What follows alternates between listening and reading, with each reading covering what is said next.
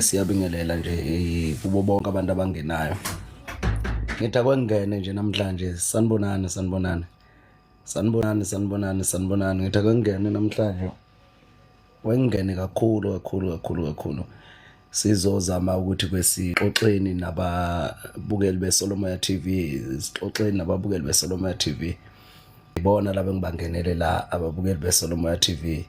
Okuyibona engifisa ukuthi sibe nabo la kulo live sizokhona ukuthi sikhulumeni thina sisodwa nje kuleli ekhaya. Siwumndeni nje weSolomoya TV. Ukuwona umndeni enginawo, ukuwona umndeni ongixhasayo, okuwona umndeni engiphila nawo la, umndeni weSolomoya. Cha, angizile ngokuningi nje, ngizobingelela bese ngithinta indaba yalomsebenzi esobe siwenza wangeyi-30. Isikhathi esiningi ngize ngawo nje lo msebenzi lo wangeyi-30, umsebenzi wangeyi-30. Umsebenzi ozobe usetshenzwe emanzini. Sobe sisemanzini ngeyi-30 siyosebenza. Ukusebenza kwethu ke kuzobe kulele kutheni sigeza laba abantu abanenkinga yokuthi abanenkinga yokuba nemali yokungena emanzini noma yokuba nemali yokugeza imimoya.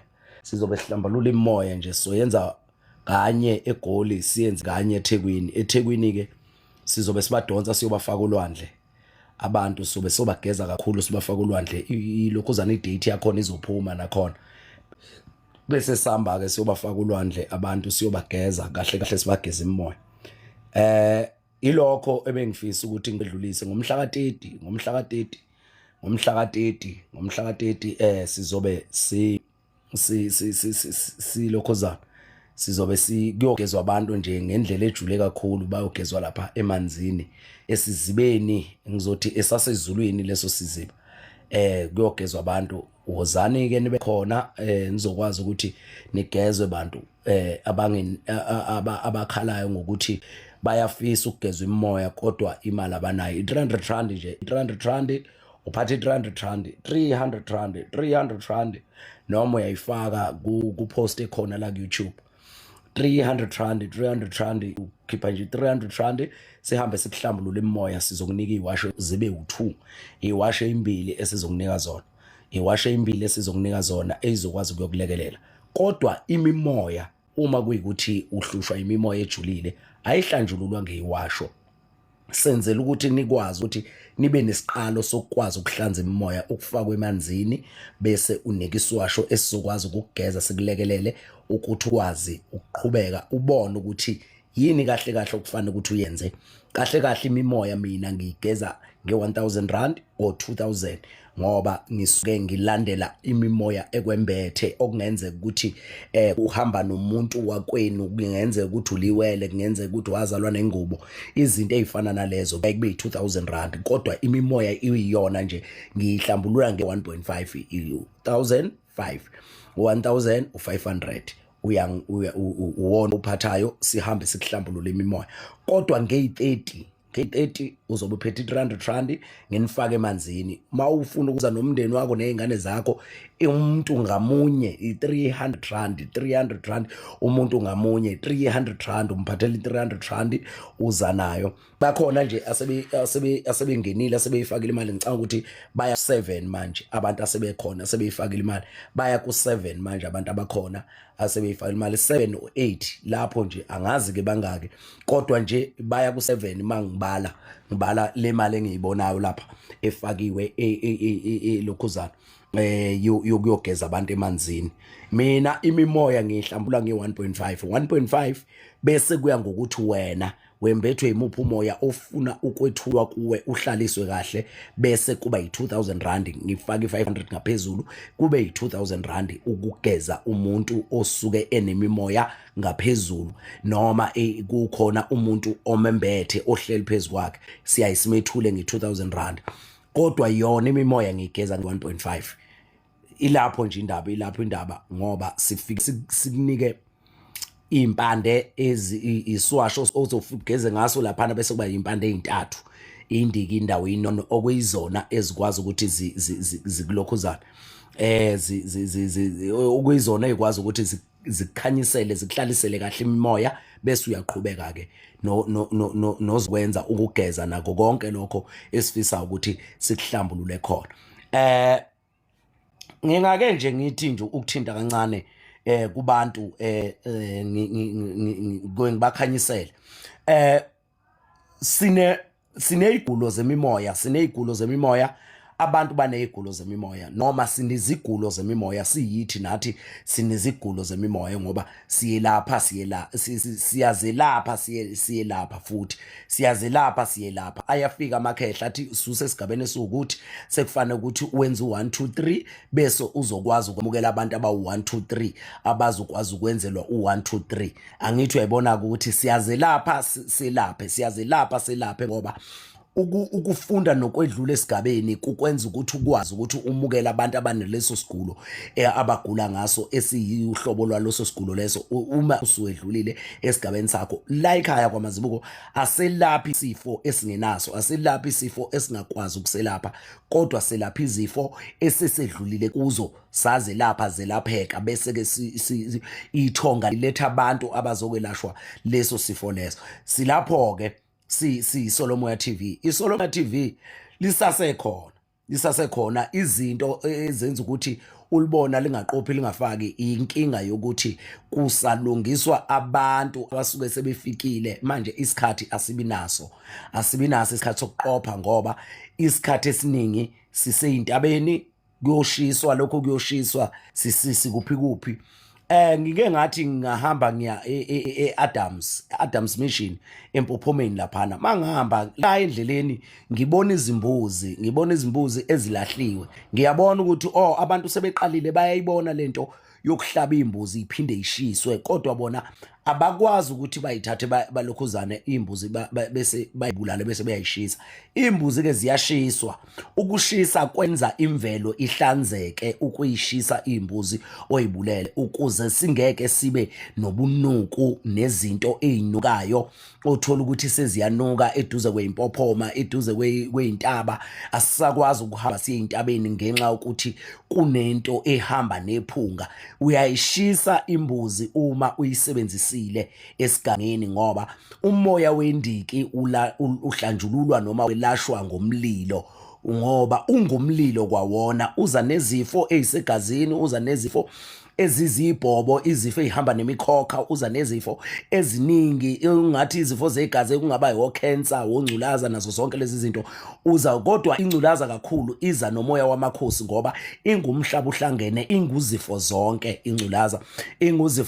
ingculaza okusho ukuthi ingumhlaba uhlangene umoya wamakhosi. Ifuna amakhosi ubobheka umoya wengculaza usuke ukuphethe, kanti yini na edala ukuthi ukuphathe lo moya lo? Kusuke kungcoliseke igazi lamanono, kuyaye kufanele ukuthi uhlanze indiki ukuze ukwazi ukwelapheka izifo ezifana no cancer, oshukela, ongculaza, nazo zonke lezo zifo lezo. Izinto ezilaphekayo lezi zilapheke ngokukamoya uma wenza okufanele ukuzohlanza umsamo negazi lakho uqobo, izinto ezilaphekayo. Kodwa lokho ukusebenzisela imbuzi eziyisithupha, esandleni sakwa left, imbuzi eziyisithupha esandleni sakwa right, okusho ukuthi u12 wembuzi uma usuhlanganisa isibeletho sikamama nesende likababa ekuzala.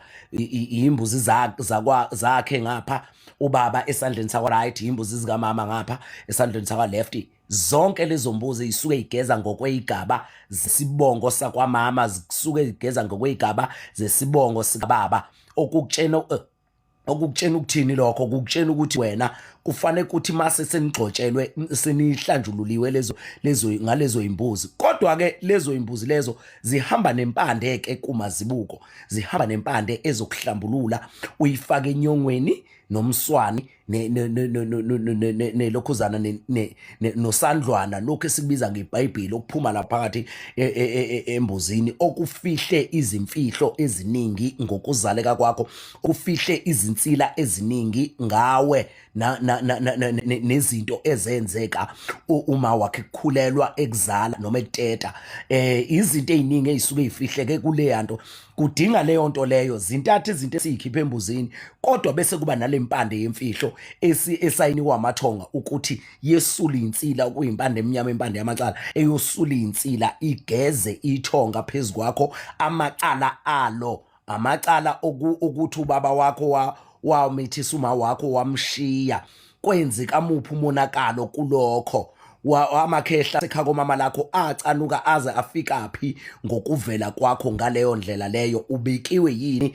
Mawusubikiwe lapho ekhaya komama wafaka ethongeni, sewelaphika kanjani esigulweni esivukayo? Uzaleke kanjani?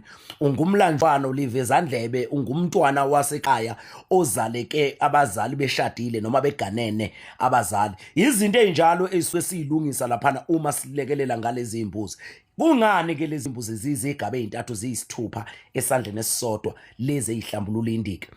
Lezo imbuzi lezo ziwubuthathu bendiki nendawo nenono, okusho ukuthi uwe, ubaba, umkhulu nobathathu, ngoba lento yalahleka komkhulu yenziwa yagcina kokhokho. Lento yomhlabelo wey'mbuzi ezishiswayo yagcina kokhokho bethu. Ingakho usuka kubaba wakhe engenzanga lutho uye kumkhulu wakhe engenzanga lutho, bese uya kulokhuzana njalo uye kubaba omkhulu wakho, bese uya kumkhulu, ngoba ukhokho kwagcina ngaye wakwenza, ukhokho kwagcina ngaye wakwenza, ukhokho kwagcina ngaye kwagcina. Sigula kanjena nje, siguliswa yiyo leyo nto leyo, ukuthi izinto ey'funwa abantu abadala kithi azenziwa, azagcina ngokhokho, ayisenziwa manje. Kwafika amasonto, kwafika iy'kole, kwafika ipolitiki, yasivala ukuthi sikwazi ukuthi sixhumane nokhokho bethu. Ingakho siyithola sinenkinga yokugula kanjena, sigule singelapheki, ngoba sinenkinga yokuthi amathonga ethu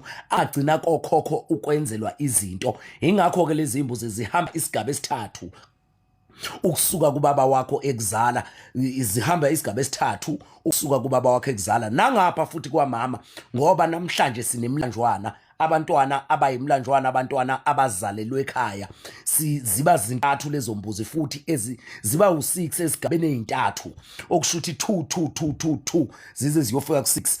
Emnyama emhlophe, emnyama emhlophe, emnyama emhlophe, kwenzelwa amakhehla okhokho nezalukazi, amakhehla okhokho nezalukazi, omkhulu okhokho izalukazi, ngabe okhokhokazi, ngabe amakhehlekazi, ngabe omama bethu. Ngokunjalo asebadlula emhlabeni abakhona njengamanje ekuzalekeni kwakho, wena osukhethiwe ukuthi lungisa, ngoba ugula nje namhlanje, ugule ngoba ukhethiwe ukuthi lungisa. Abantu abadala bekunikile futhi amandla okukwazi ukuyolungisa leyo nto leyo, ngoba angeke ukhethwe abantu abadala bese bengakunika amandla. Kuyenzeka ukuthola ukuthi kade bekunika amandla, kade bakunika amandla, kodwa wena wangenza lokhu ababekuyalele ngakho, ababekunikele kona amandla, bethi hamba obenzela, uyobakhulula emaketangweni amacala abo. Ingakho-ke ngithi imbuzi lezo zihamba nempande yecala nomlando, ihamba nempande yecala nempande yomlando. Eyecala ihamba nembuzi emnyama, isula izinsili ezimnyama, amacala amnyama, bese kuthi emhlophe ihamba nomlando, bese izohlanza imilando emibi, ikuvezele okusha ngomndeni wakho, ngekini, ngawe, ukuzaleka kwakho, ngabazali bakho uqobo, ikuvezela lezo zinto ey'fana nalezo. Umlando izinto-ke lezi ezenzakalayo, izinto esizenzayo nesifisayo ukuthi abantu balekeleleke kuzo. Ngokunjalo bengilapho-ke, zenziwelani na lezi zinto? Uma sewuqedile ukwenza lezi zinto, kwenzakalani na? Uyazenza imbuzi ezasesandleni sakwamama komalume, uzenze izimbuzi esandleni sakwababa kobaba esendeni likababa, bese nigxotshelwa amagobongo ngamunye ngamunye ngamunye ekhaya esezimele yena.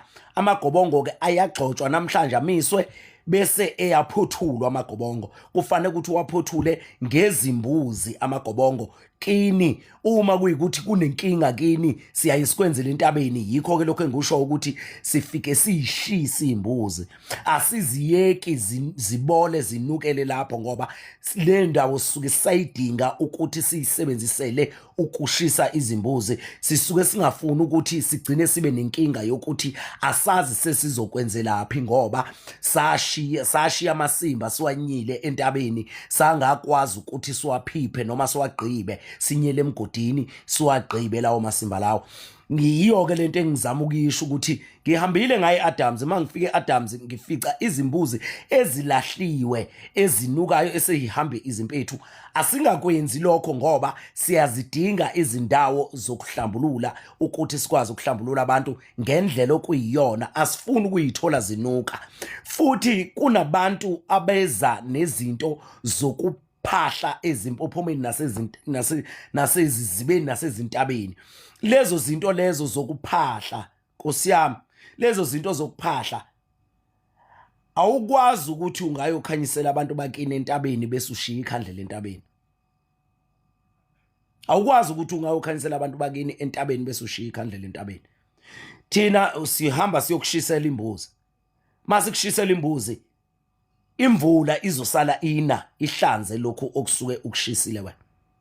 Imvula izosala ine isale ihlanza lapha okade uwenze khona umlotha namalahle, kusale kulibala. Ayikho into esalayo ebonakalayo okuthiwa nansi siyabola isiyanuka isigijima izimpethu. Yekani ukuhamba niye empophomeni nifike nishiya izinto ezizobola zinukisa impophoma, ngoba lezi impophoma siyayidinga, nawe futhi uyayidinga, ngoba ufaka nje, ufaka ushiya amavorisi lapha, ushiya zonke izinto lapha, ushiya ipatshuti, utshwala, ushiya amaqanda phansi, ushiya ubisi. Lezo zinto lezo, hamba noplastiki omnyama, uhambe noma lo wasedustbin, ufake izinto zakho phakathi uma uqeda ukwenza izinto zakho. Ufake into zakho phakathi uma uqeda ukwenza lezo zinto zenzayo, ukuze sizogcina lezi indawo esizisebenzisayo ezisilekelelayo zihlanzekile, ukuze uzogcina lezi indawo esisizakala kuzo nezisilekelelayo zihlanzekile. Ngiyanicela abantu abahamba beyophahla beyokwenza zonke lezo zinto lezo ukuthi awukaze kwakho emsamo wakini, ngoba laphana likhaya lamanzi, ikhaya lemimoya, imoya yeyithunya, imoya yedlozi, nazo zonke izinto, ikhaya nalo leliyana, amanzi, intaba, nazo zonke lezo zinto. Awukazi kini wena emsamo wakho washiya uphihlizile. Awukaze oshiya uphihlizile, uthela isinefu phansi, ubeka amavorisi phansi, uwayiyeka zabola nuke. Awukazi uyenze leyo nto leyo, ngoba uyazi ukuthi uhlale ube khona ekhaya, awufuni ukugcina kukho nempethu kunuka. Kodwa uyakwazi ukuthi uhambe uye emanzini, ufike ushiye lezo zinto lezo, uthi uyaphahla, kuthiwe phahla. Ufike ushiye lezo zinto, ngisho namakhandlela uyalikhanyisa emsamo wakho noma emsamo wakini, uyalikhanyisa ikhandlela livuthe lize liphele. Ulokho kusalela phansi uyakususa wena, ukukline, ukushanele, uhambe uyokuthela kudustbin. Wenza kanjalo, kodwa uma ufika emanzini ufike ushiye nje wena. Uthi ngani, ngibona ugogo ebusuku ethi angikhanyisa ikhandlela, kodwa uzolikhanyisa ulishiyele le khandlela bese ubuye uliqoqa nini? Uma sebefika abantu abagangileyo belithatha lelo khandlela lelo belisebenzise ngendlela yabo. Ingakho ke singalungelwa izinto, sihambe siyophahla izinto zethu ingalungi, ngoba thina sihamba siyodelela indawo ehlambulukileyo ufuze esizakala kuyo. Uyabuya lezi ithunya ziyakubona ukuthi uwena ohamba ushiye inyama lapha ya. Seziyakuqalekisa lezi ithunywa lezi zibhedisa izinto zakho kanti bese ilungile. Usuyaqala manje uyakhala uthi usuthakathiwe ini, kanti wena owenza ubunuku entweni osizakala kuyo. Wena owenza ubunuku entweni osizakala kuyo. Lapho osizakala khona uyanyela khona, ubhoshela khona, ushiye kanjalo wena. Ngiyacela ukuthi sihlanze masiqeda ukwenza izinto zethu ezimpophomeni, ezizibeni, ezintabeni, ukuze leyo ndawo sizokwazi ukuthi sihlale siyoyisebenzisa ihlanzekile. abelumbi baze bavala impophoma bavala intaba bazenze zabo ngoba ningamanuku niyanukuza nina anifuni ukwenza into ehlanzekile bazivalela imvelo yethu uzwa abantu sebethi intaba yami lena ngayithenga ini afaka ifence afaka ucingo impophoma yama tourist yethu lena in ngoba nina ninzubunuku manifika lapha neimpophomeni nezubunuku nenza ubunuku manifika lapha hlukanani ke nobunuku ukwazi ukuthi okwenza kwakho ukwenze nasemanzini okwenza kwakho ukwenze nasentabeni okwenza kwakho ukwenze nasempophomeni awukuyishiye le ndawo uzibheke wena qala ukuthi uma ngenza lobu bunuku lokhu engizokucela lapha kuzokwenzekani ngoba phela manje uma usuwenza ubunuku wena uzoshiya kungcolile lapha usushile ke kungcolile lapha uyabuya lezi ithunywa sezikuthathele lokuzana ngoba zihamba nawe lezi ithunywa zihamba nawe ziye lapha zihamba nawe lemoya isuke nawe iyekini mayifika lapha kini imoya iyafika ukuthi hawu lo muntu uklinile lapha ahlala khona kodwa lapha ushiye kungcolile thina masibuyela lapha sifica kunjani sifica kungcolile sekufanele ukuthi senze njani sibuyele emuva nayo inhlanhla yethu ebesikade sithi sizama ukumnika yona uyaqala manje uthi hayi unganubani wangiloya wenzani kanti wena wenze ubunuku kodwa ongabenzi kwakho awubenzi kwakho wena ubunuku kodwa lapha emanzini ufika ushiye kuphihlikile uthele inemfu phakathi emanzini nithele utshwala phakathi emanzini nifake impuphu sithi siyangena manje sigcoba impuphu sekunesitaputapu lapha amanzi nawo aseyanuka yini nifike nishiye into zenu kuthiwa hayi hambani yothela impuphu nithele omadubula laphana nenze yonke imsangano le enamanzi ayakwazi ukuyihlanzela wena ngaphandle komadubula ngaphandle kwalezi zinto enihamba niyoyifaka lapha siyanicela bantu benkosi ukuthi nikwazi ukuthi nihlanzeke ukuze nizokwazi ukuhlanza imimoya yamanzi hlukanani ke nokuhamba niyongcolisa imimoya yamanzi hlukanani 8 ukuhamba niyongcolisa imimoya yamanzi phumani ekungcoliseni imimoya yamanzi ningayingcolisa imimoya yamanzi nina lungisani lezi zinto okuthiwa enivuke kwathiwa hamba noyilungisa bese nishiya kuhlanzekile uhlanze ngisho uzobeka amakhandlela akho uhlanze kuqala indawo uhlanze kuqala ubeka amakhandlela mina ka ngihambe nabantu abawuthiwa sebeyiphatha amakhandlela sebeyophahla in baphatha imali nje bahambe beyocela ngayo bayiphose phakathi ngibafake emanzini siphume sihambeni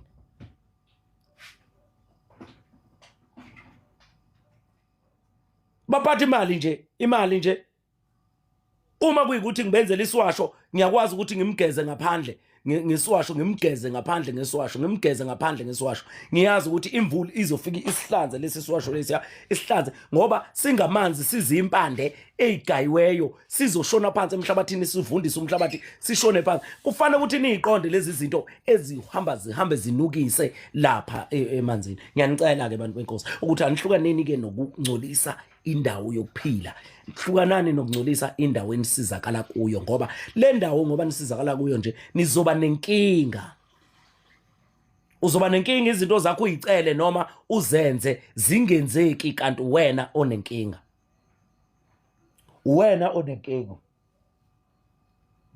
uyayibona ya bayanya gogo bayanya ngazi noma ugogo noma umkhulu usambulo ikhehla bayanya bashiye kunuka bayanya bashiye kunuka lapha yana bashiye inkukhu ezifile bashiye bayashiya nje bashiya konke bayashiya benza yonke imsangano le ngitheke mangena lapha ngakhuluma ngendaba yomsebenzi esiyowenza ekupheleni kwenyanga nge-30 abantu bashayelwe u8 noma u9 sebefikile kwaguqungene eSoweto eZola abakhokhileyo babe sebefikile kwaguqungene eZola babe sebefikile ngo8 bashayele sebefikile noma bafike ngo8 ngo10 siyaphuma siyosebenza esizibeni ngo-10 siyaphuma siyosebenza esizibeni siyohlambulula abantu abakhiphe ama-300 abo abafuna ukuyohlanjululwa imimoya abangenayo imali yokuyohlambulula imimoya. Siba semanzini esizibeni sasezulwini. Ngazi ukuthi kusezulwini ke lapha, ngazi ukuthi kusezulwini laphana. Abanye bathi kuseLens, angazi ukuthi noma kuseLens noma kuphi, kodwa ngazi ukuthi kusezulwini emgwaqeni mawubheke Lens. Ngazi ukuthi kusezulwini siyahamba siyohlambulula abantu esizibeni, siyobahlambulula abantu esizibeni uze ufake imali yakho, wazi ukuthi mina ngiyafakana emanzini. Emanzini ngiyafakana, ngithelani ngebhakede. Ngingathi sengifika laphana usuthi wena, hayi mina bengingazi ukuthi umkhulu ufakana kanjena, hayi mina ngiyajika. Uyabona manje sesoxabana ke mase kunjalo. Asezwani ke mase kunjalo. Fikani ngo-8 kushaye u10 wonke umuntu okhokhile esekhona. Wonke umuntu okhokhile esekhona. Wonke umuntu okhokhile esekhona ngo10 ngoba sizobe siphuma ngo10.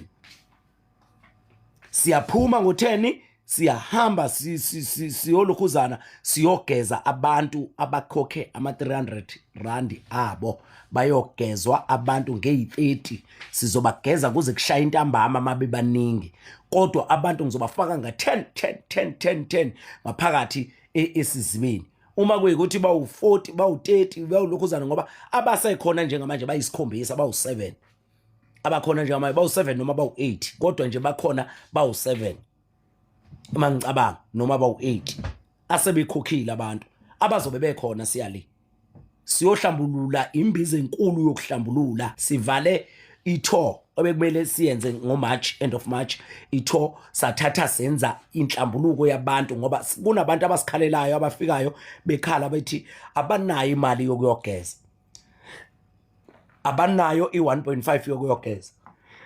So siyangenzela bona ke labo bantu labo ukuthi woza ne300 ngihambe ngiyokufaka emanzini ngiqede ngunika iwasho nje eziwu2 ezokwazi ukuthi zikulekelele zikugeze bese ke uyakwazi ukuthi ukhanye la kukhanya khona bese uyakwazi ukuba nemali yokuzohlamba imimoya nabantu bakini bazokunika bazokukhanyisela mawuqeda ukubageza nje bazokunika baningi abazobuya bethi mkhulu ngithola umsebenzi athi amakhehla ngiqhubeke ngenze zithi zangaza ngiqhubeke ngenze baningi abazobuya bezobonga uzozwe kodwa sizokwenza once bese sibuya ngapha eThekwini nakhona siyobageza olwandle kakhulu kabi siyobageza olwandle bazobe bekhipha wona ama-300 bese siyobageza olwandle phansi olwandle sibageze nakhona eThekwini mangisuka ngale goli ngoba sizothi masiqeda ngale bese benza ipost abafowethu ezokwazi ukuthi yehlele eThekwini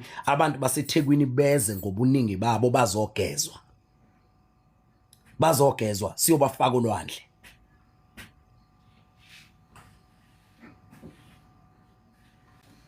Hayi mawusaba amanzi ungezi kimi ngoba mina ngifakana emanzini angifakali nje ukuthi amanzi efika amaqakaleni ngifakana emanzini mina mawusaba amanzi ungezi ungayikhokhi nokuyikhokha imali yakho ngoba angifuni ukuhlushwa uwe lapha ungezi mawusaba amanzi ungezi nje osaba amanzi angakhokhi nokukhokha angezi ngoba ngifuna ukuthi bese siyohluphana lapha safika hayi manje mkhulu bengayitsheni ukuthi ini mina ngiyokufaka emanzini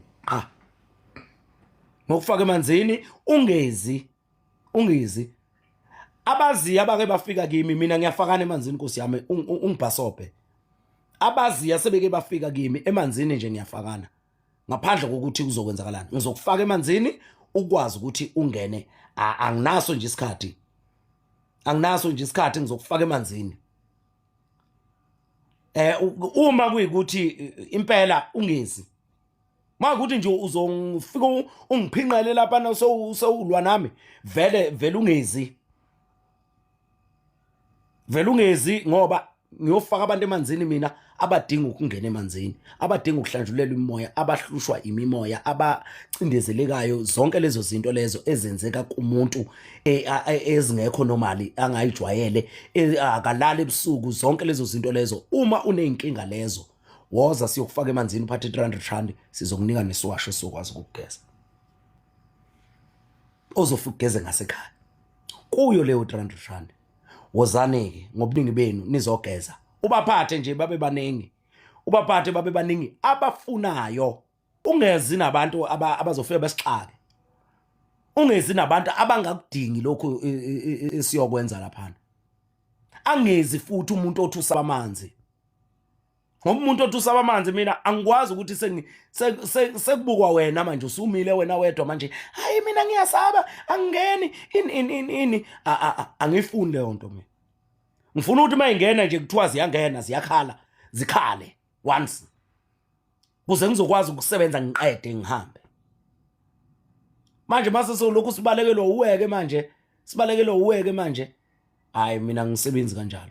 Vele ngivele nguyeke mina cut out ngithi hey hlukana nami, wena hamba ubuyele la ufuna yakhona, uhambe uye lapha ukuya khona bayokuthela khona ngebhakede. Angithelani ngebhakede mina, nguthela ngebhakede mangigeza ngeswasho qha, bese ngufaka emanzini, ngiyafakana emanzini. Ababukeli beSolomoya TV bayangazi nabese behambe bafika kimi bengasiho ababukeli beSolomoya TV, abese behambe bafika kimi bayazi ukuthi mina ngifaka umuntu emanzini qha.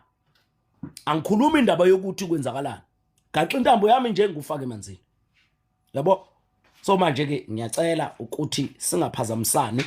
Wena ofuna ukuhlanjululwa, wena ofuna ukuhlanjululwa, woza eGoli kwaGuqungene ezomndeni, uze ungifonele, noma ufonele umnguni, noma ufonele unkosana, bazobe bekhona.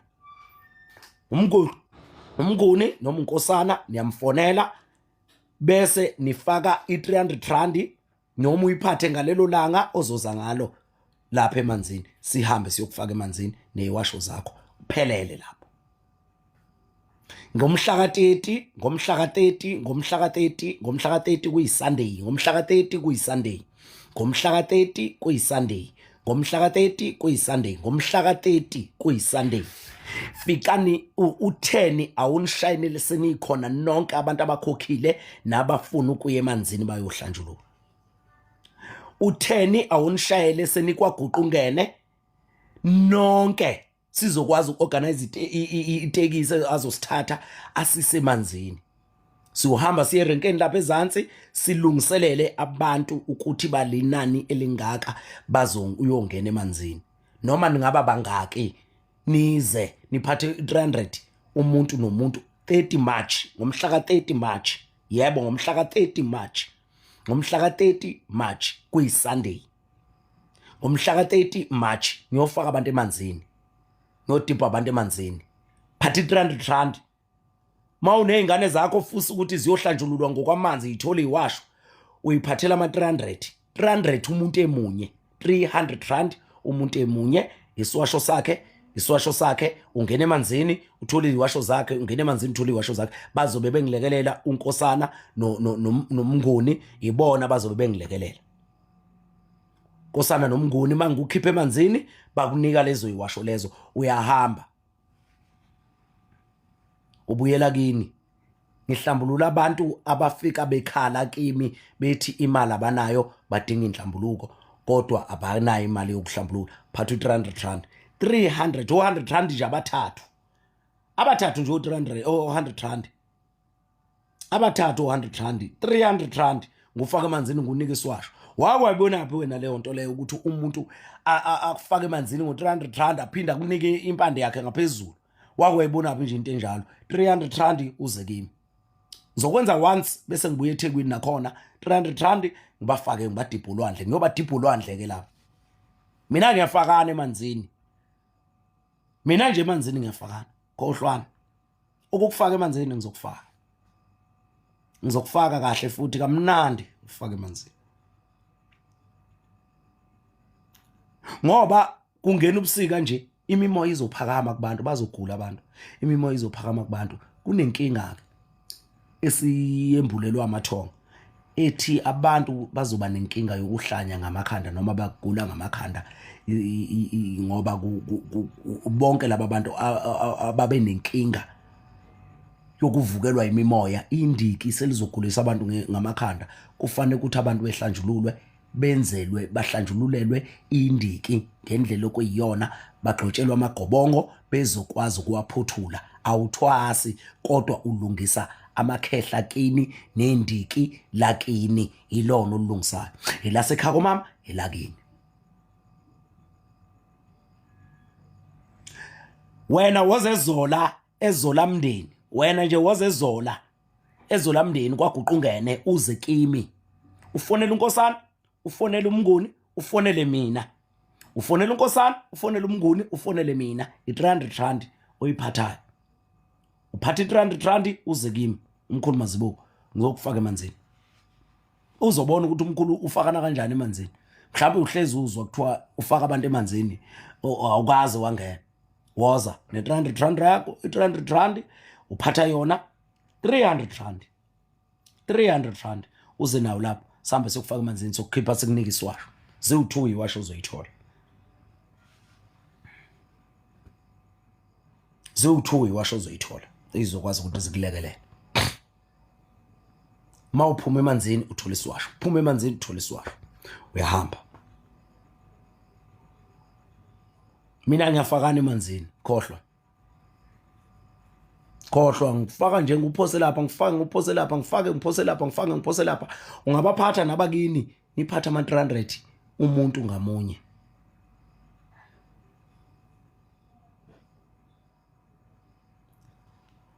Aziphinda nibuyele emanzini. Usho kanjani gogo? Usho kanjani? Ungaziphinda kanjani ubuyele emanzini? Ungaziphinda kanjani? Uma uke weza mina umuntu ofuna ukuyongena emanzini uphatha i-300 uyeza ngomhla ka-30. Umuntu ofuna ukuyongena emanzini uphatha i-300 ngomhla ka-30 uyeze kimi sikwazi ukuyomlekelela. Manje angazi ukuziphinda usho kuphi ukuziphinda.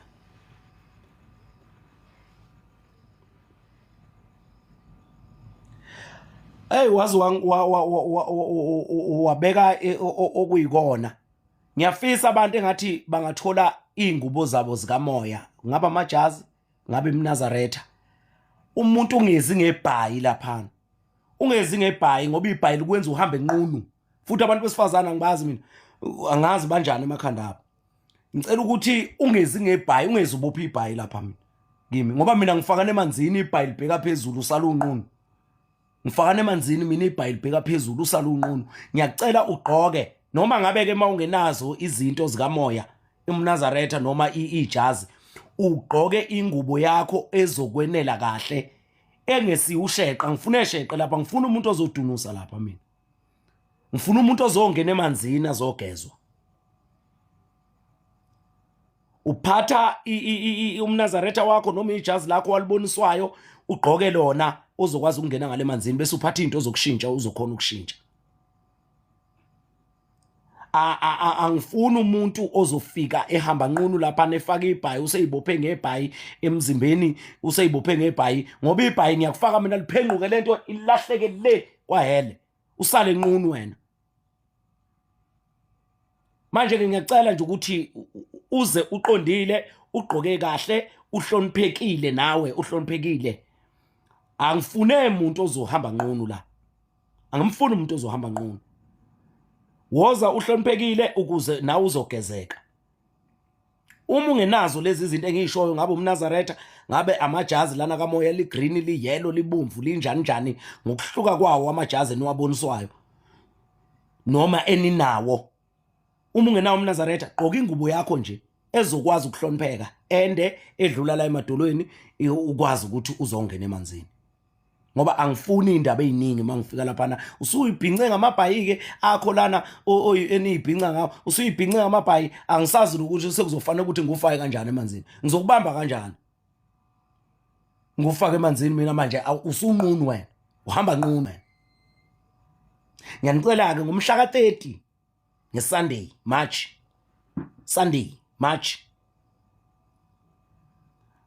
Ngomhla ka-30 March ngofaka abantu emanzini. Ngofaka abantu emanzini. Phatha i-300 yakho uza nabantu bakini uma ukuthi uyafisa bangene emanzini abakade befuna ukuhlanjululwa bengenayo imali yokuhlambulula. Wozani. Phatha i-300 umuntu emunye. 300 sihambe siyonigeza. Sihambe sonigeza namakhehla kaMazibuko azonifaka ke emanzini. ngeke aniyeke azonifaka emanzini ngeke aniyeke nonke nobe nifakwa yimi ilesi sandla sami lesi abake bafika kimi bayazi nonke nobe nifakwa yimi angininikeli kumuntu nifunwa yimi lo nobe nifakwa ilesi sami isandla lesi nje sobe sikubambile sikufaka phakathi emanzini sikufaka phansi emanzini lesi sami isandla angifuni ukuthi ufakwe omunye umuntu ufuna ufakwe lesi sami isandla uze kimi ngathi waza kimi ke ngufaka emanzini angifuni ukuthi waza kimi nje ngufaka emanzini ngomhla ka-30 siyohlambulula imimoya abantu abafuna ukuhlanjulula imimoya uza ne-300 rand siyokufaka emanzini ngo-10 ngesonto ngo-10 ube seniphelele abantu abakhokhileyo nabasazokhokha ngo-10 nibe seniphelele ngo-10 nibe seniphelele ngo-10 nibe seniphelele abantu abazokhokha nase bekhokhile ngo-10 nibe seniphelele nonke sesazi ukuthi imoto ingaki esamba nazo siya khona emanzini ngiyezibeni nje ngiyofaka ezibeni nje okade ephuphisa iziba kuthiwa kangene ezibeni ngiyonifaka ezibeni eThekwini ngobe ngiyonifaka ulwandle ngizoyikhipha ipost yaseThekwini ezogeza abantu ulwandle ngobe ngiyonifaka ulwandle eThekwini if ufuna nawe usegoli ungasuka udrive uzofika eThekwini ufuna ukuyongena olwandle usegoli noma ungagibela ibhasi ikuhlise eThekwini sifike sikufake emanzini akuhluphi le nto nakhona i300 rand kuzoba i300 rand ipost izophuma ibalekelela abantu so sondelani nizogezwa imimoya sondelani nizogezwa imimoya sondelani nizogezwa imimoya sondelani nizogezwa imimoya ngomhla ka-30 March ngo-10 senihlangene nonke abantu bangaqala ukufika ngo-7 bangayifikela ngo-7 ekseni kodwa ngo-10 ngizobe sengivukile mina sho ngizobe sengivukile sengihamba ngo-10 fana ukuthi siphume ngo-10 mele siphume sishone ezibeni uzwe ngokuthi abantu baningi kangakanani siyobafaka ezibeni asiyeni ke ezibeni siyongena emanzini asiyeni ezibeni siyongena emanzini mina uma usaba amanzi ungezi uzungayihluphi uma usaba amanzi ngoba mina emanzini ngiyafakana wenkosi ngiyafakana egoli kwaguqa ungene eZola eSoweto uzothola mina woza kimi fonela umnguni ikhona inamba yakhe kuma post akhona la ku TikTok wami fonela umnguni ufonele uNkosana ufonele uMazibuko uqobo lwakhe fonela umnguni ngo-10 ekseni nilapha niphelele nonke ngo-10 ebusuku ufuna siyongena ebusuku yini ufuna siyongena ebusuku phela siyangena nango-1 ekseni singene ngo-1 12 ekseni kanje siyele siyangena nango-1 ngo-10 ekseni ngo-10 wasekuseni emini yasekuseni ngo-10 yizani kimi Zola mndeni kwaguqa ungene ngicela ukuthi ke nisondele sizokwazi ukunilekelela babukeli beSolomon TV bekuyilokho nje ebengwedlulisa ngizama ukuthi nikwazi ukulekeleleka uphathe 300 rand ezokwazi ukuthi kulekelele ekuthenini ukwazi ukuthi uhlambululeke imimoya ehlanjululwayo ngomhla ka-30 March eZola mndeni eSoweto fonela umnguni ufonela uNkosana noma ufonele yena umkhulu Mazibuko uzokutshela ukuthi kwenzakalani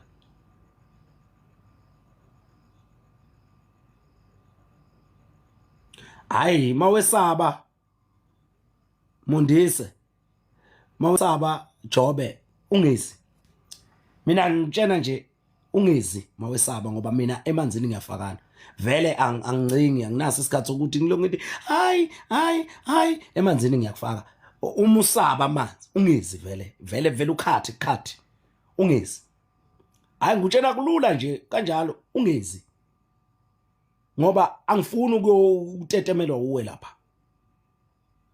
Uma usaba ungezi ngoba angithelani ngebhakede ngifakane emanzini, angithelani ngane emanzini, angithelani ngane emanzini, angithelani. Ngiyacela ukuthi nje ungalinge uze uqale ufake ibhayi uzifase ngebhayi ngoba ibhayi libheka phezulu kimi, libheke phezulu ukhuma ukusale nqunu.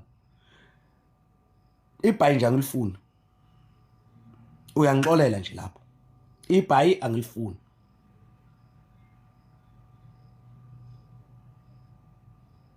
Hayi mama umnesibindi ke right, uzokwazi ukuthi uyongena emanzini. Mina nje ngifuna umuntu oyongena emanzini, angifuni umuntu ongathi ufuna ukuyongena emanzini. Ngifuna umuntu oyongena emanzini, asambe siyongena emanzini. 300 rand ngomhla ka30 kuMarch ngesonto ngo10 ekseni sesihlangene sonke, ngo10 ekseni sesihlangene sonke, ngo10 ekseni sesihlangene sonke siyahamba siyezibeni siyohlambula abantu.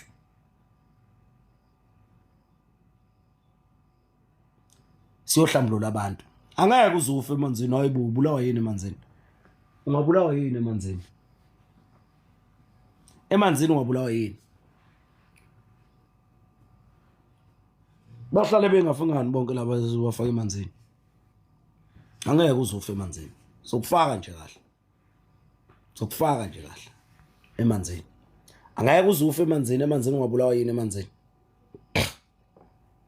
Asambe siyongena emanzini, asambeni siyongena emanzini.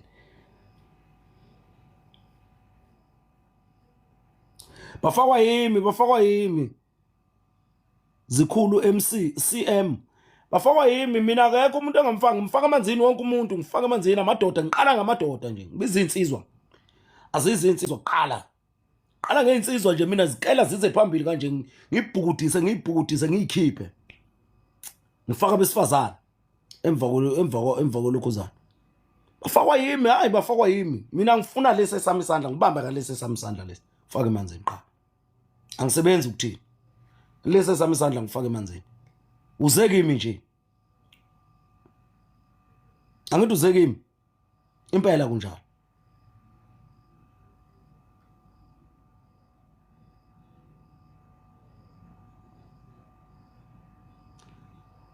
Ay. Angihloli mina, angikwazi ukuhlola futhi.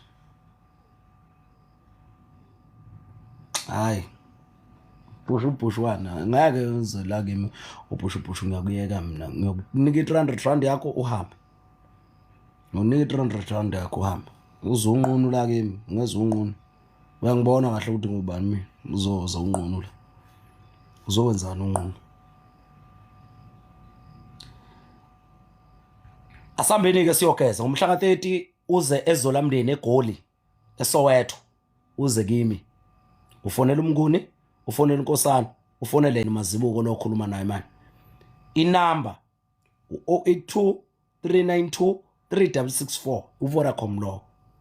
082 ngizocela ukuthi bengibhalele abakwazi ukubhala la ngezansi uma comment section. 082 392 3664 082 392 3664 082 392 3664 inamba leyo nizongithola kuyo. Noma ungene ku Solomoya TV ku YouTube uthathe inamba. Ungene ku Solomoya TV ku YouTube uthathe inamba yami. Inamba 082 392 3664 ngiyatholakala ku WhatsApp kuleyo namba leyo.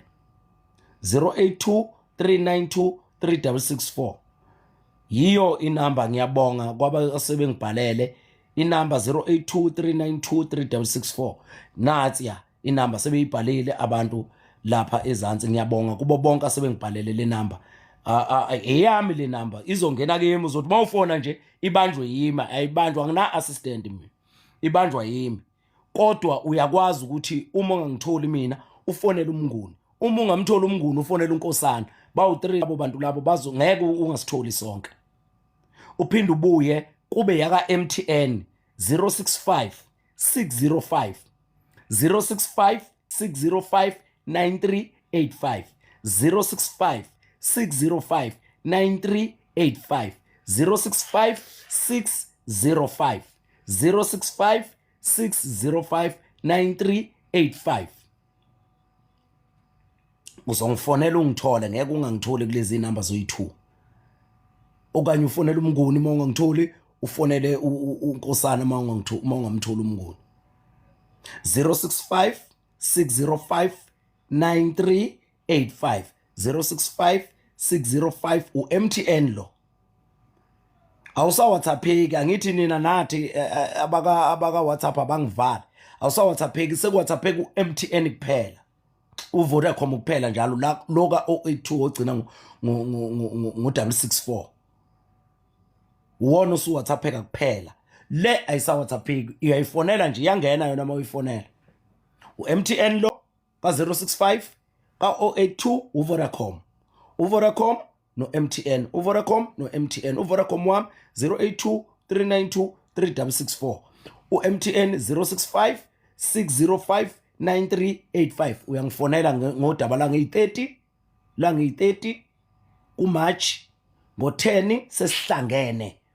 Noma ungafika ngasuka ngo7 kwakho uzofika ngo7 laphana, uzolinda kuze kushaya u10 bese sikwazi ukuthi sesihlangene sonke abantu abakhokhileyo nabasazokhokha bese sikwazi ukuyahambana. Siyahamba ngo10 siyaphuma siyahamba.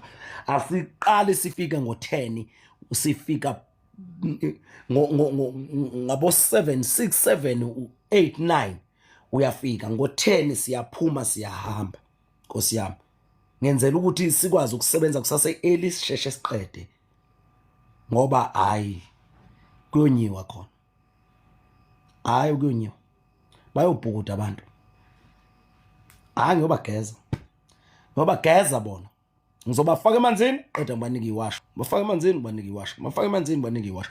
Umhla ka 30 March ngesonto iSunday ekseni ngo10 ufonela umnguni, ufonela uMazibuko. Nazi inamba zakhe abafowethu odadewethu nabafowethu sebengilekelelile ukuyibhala phansi, nizongithola kuzo lezo namba, nizongithola kuzo.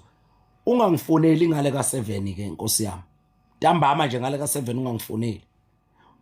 Ekseni ngo8 uyaqala uyangifonela, ungaqala kwakusasa ngo8 kodwa ngo7 ngiyagcina ukufonelwa, ngo8 uyaqala uyangifonela, ngo7 ngiyagcina ukufonelwa, ngo8 ngiyaqala ngiyafonelwa.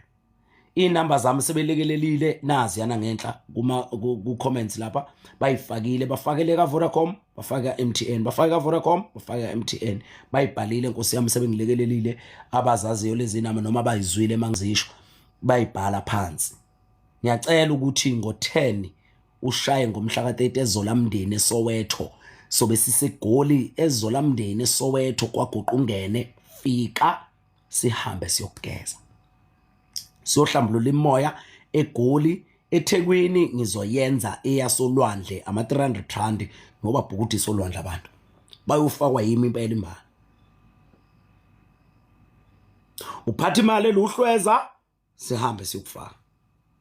Ya yi30 Sunday, yi30 Sunday 300 rand, yi30 Sunday eZolamndeni eSoweto kwaGuqungene.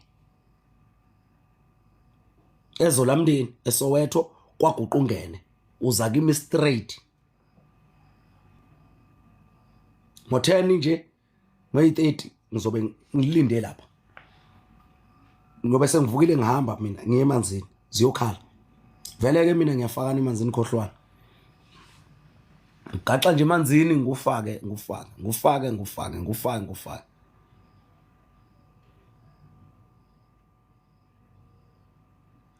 Ya ngeyi30 nje ngeyi30. Oh noma uthi ufise ngabe ngizi30 manje, ngeyi30 nje ngeSunday yakhona, yangeyi30 Sunday yakhona sobe sile. Ngoba ubona lo mkhulu Mazibuko mhlawumbe uqala ukuza kuyo, uqala ukufakwa uye emanzini, uqala ukubanjwa nje isandla sakhe, uyabombona lo mkhulu Mazibuko, wabombona.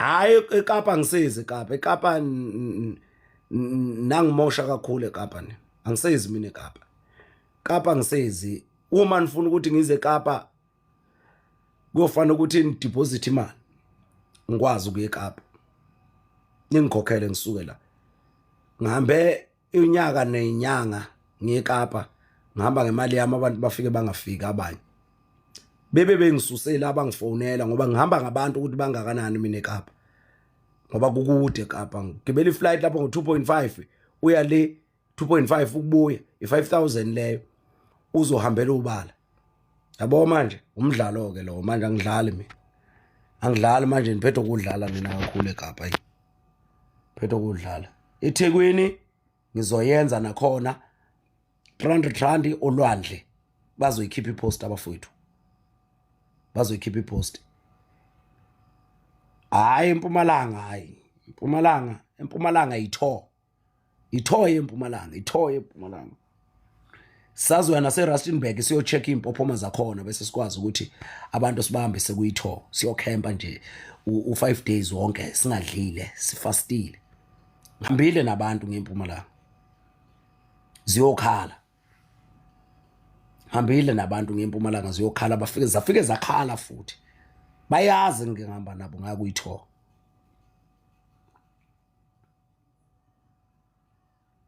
rand sokubhudi semanzini angeke ke ngisuke la ngempumalanga ngihambele ilokhuzana i300 rand ngisuke la ngempumalanga ngihambele i300 rand ngempumalanga kanti ngcono ngapha eThekwini nginekhaya ngapha eThekwini eGoli kunekhaya kithi ingakho abantu baseGoli benenhlanhla nabaseThekwini manje vele eThekwini ngwakhona mina eGoli kusekhaya kithi manje angazana na Bloemfontein angazana na Mpumalanga angazana na Cape Town eCape Town bengiya ngoba kunodadewethu ngale Cape Town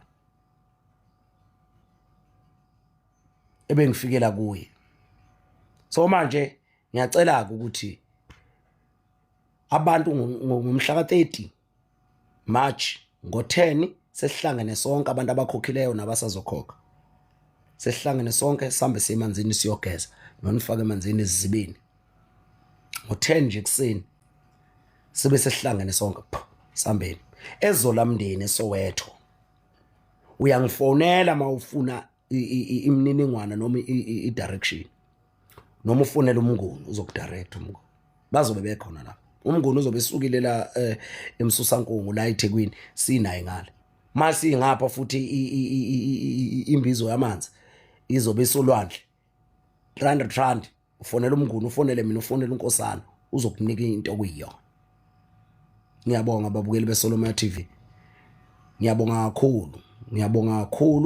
kakhulu sengiyaphuma bengizodlulisa lokho nje nokuhlanjululwa kwabantu ngomhla ka30 emanzini u300 rand uphathayo uma uza nomndeni wabantu abawu5 3333 300 rand umuntu emunye siyahamba siyogeza umhla ka30 ezolamndeni umhla ka30 ezolamndeni kuSithembiso Street nje lapha nakulamatekisi abheke eMndeni Bazaar nabheke eT Junction yaseDobsonville emgwaqeni lapho ngilapho nje passagini eliphumele eDoctor epassagini nje eliphumele eDoctor kukithi lapho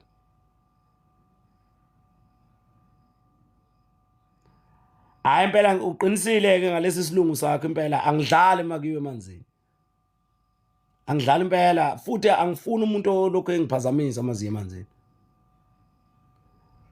emanzini mina ngiyafakana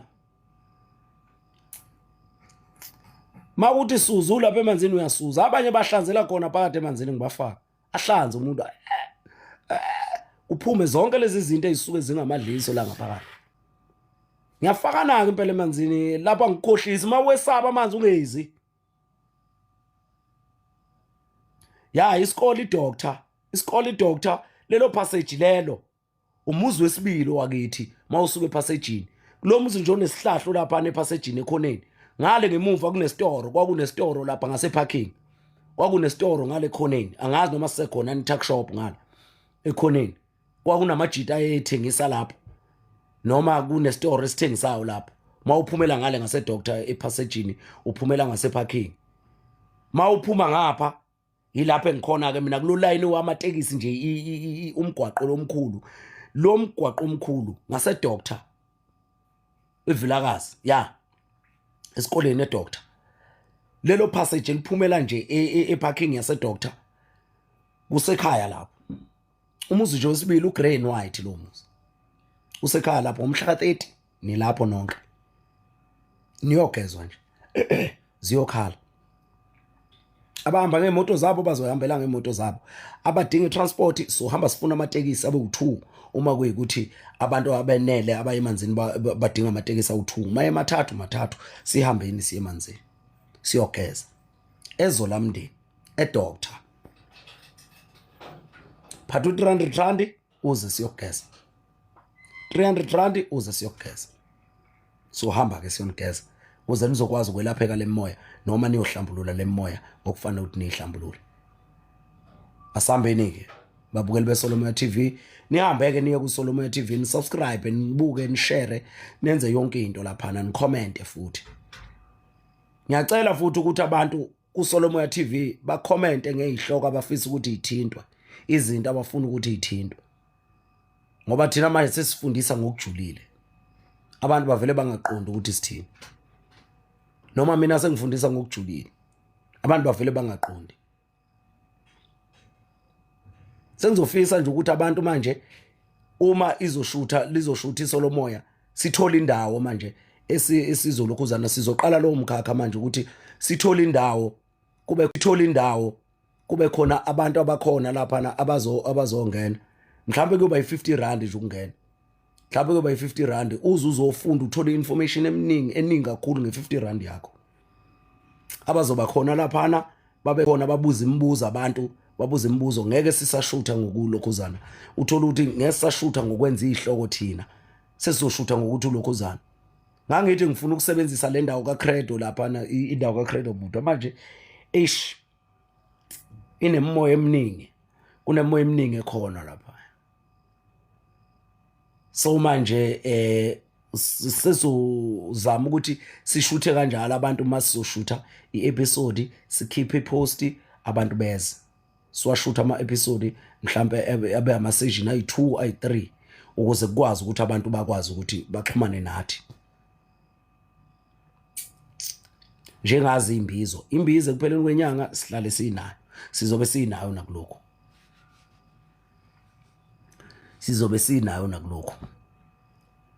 manje siyabonga ababukeli beSolomoya TV sengiyaphuma siyabonga kakhulu amen.